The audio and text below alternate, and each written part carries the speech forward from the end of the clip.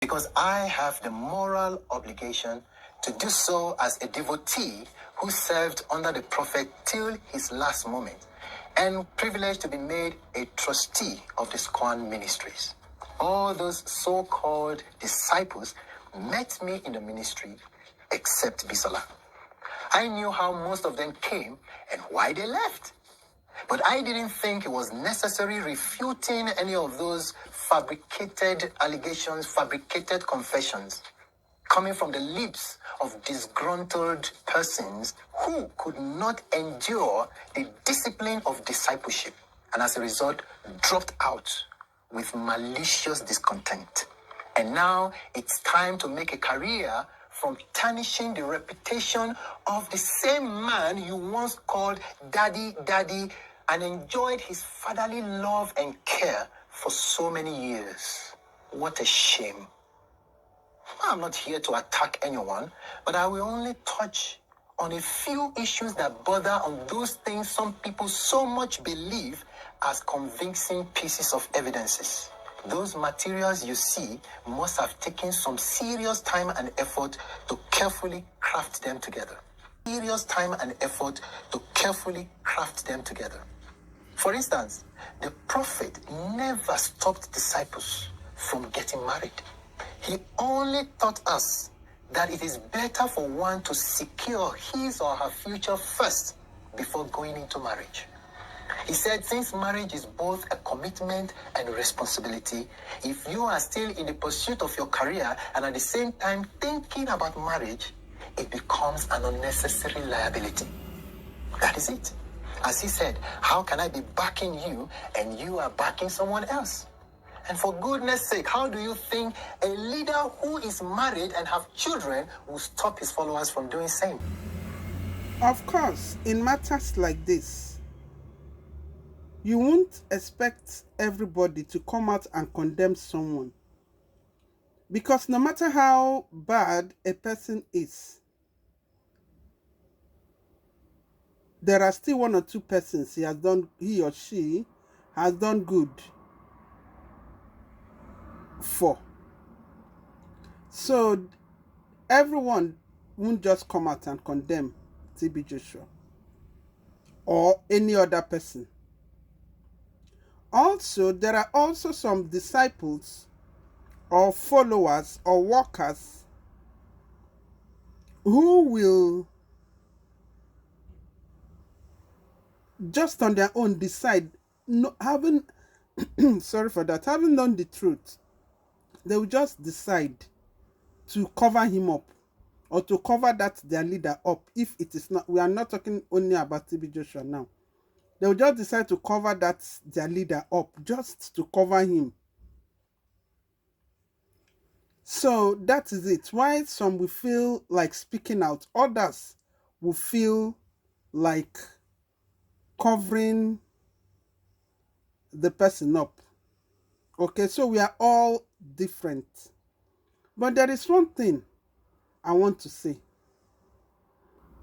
concerning those who defend TB Joshua. If it happens that all these allegations against him is true, and people are just defending him, blindly defending him, and those who know the truth, they are still defending him, you just make a simple prayer for them, very innocent, simple prayer for them, like this: may what happened to these people happen to your children. You will not hear them say amen.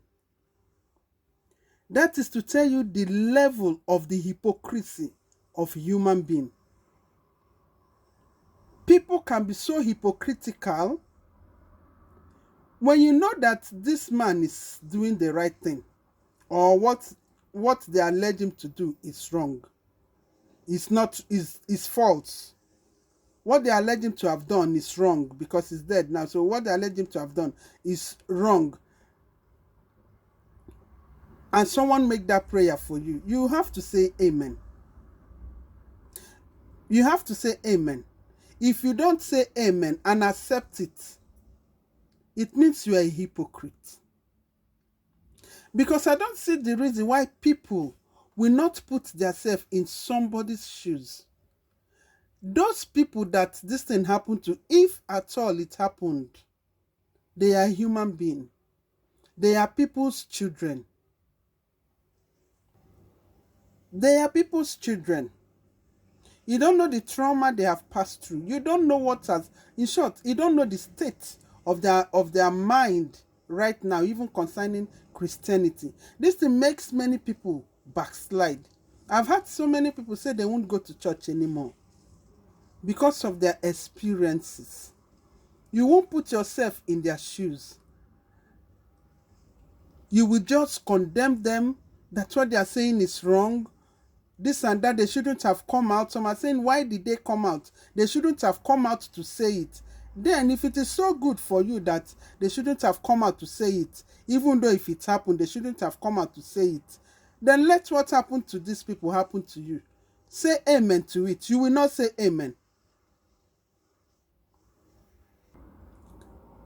See, before we start judging matter and supporting evil, let's put ourselves in the position of those people, the victims. Let's put ourselves in their position before we come out and start supporting evil. If it happened to you, will you like it? Will you accept it? This is what I have to say to those who are busy supporting, who are busy supporting evil. It might not even be TB Joshua. It might be somebody else. You are busy supporting them. Please put yourself in their shoes before you come out and start supporting what you don't even know about. Because as English people says, all that glitters are not gold. I'll see you in my next video, friends. Bye.